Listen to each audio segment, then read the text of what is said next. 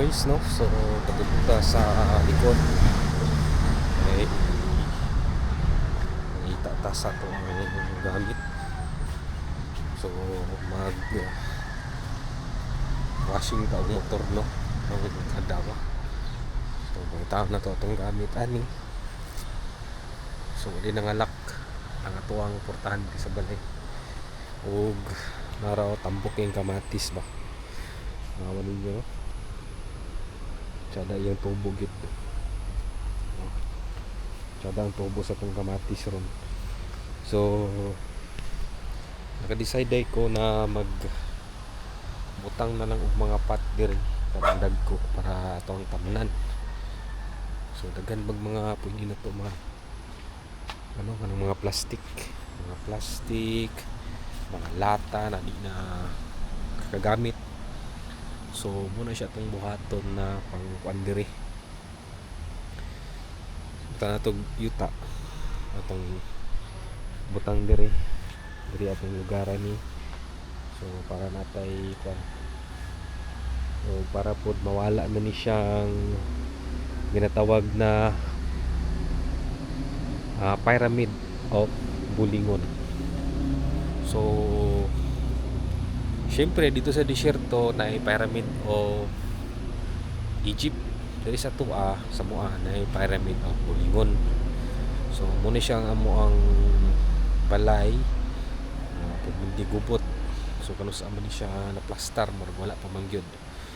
So muna siya itong view karon sa likod makita ninyo pyramid of bulingon.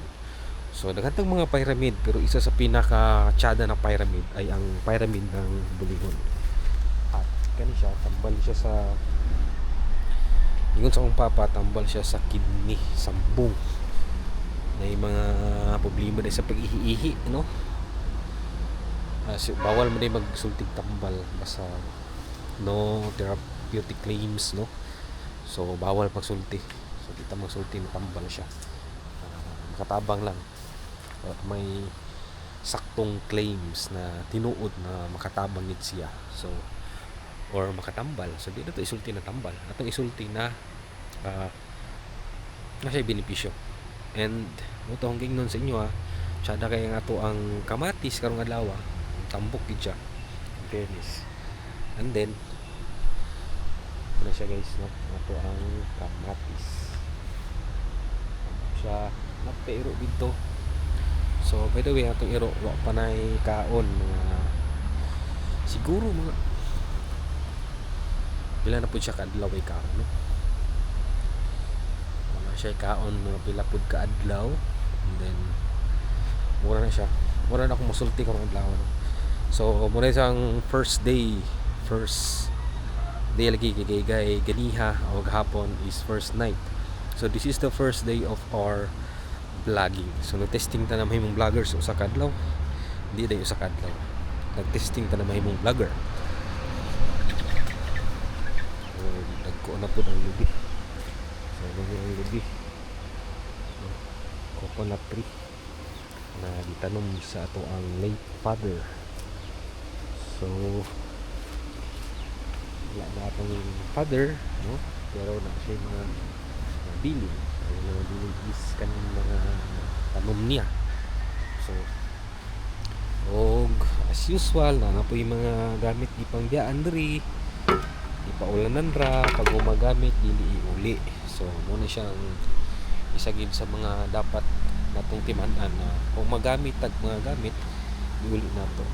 Kani po do uduyan sa ato ang amahan, naarag rin nga bilin. So wala na siya nga hipos. So mga puno siya diri gubot na gid siya pud gubot. So natay mabuhat ng gubot siya. So mga nalagyan na siya kay milky gubot. May labunon, daghang labunon na pyramid. Pidugi.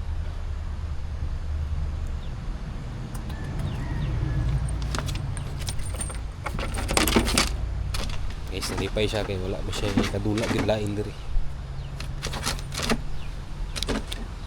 Bye bye.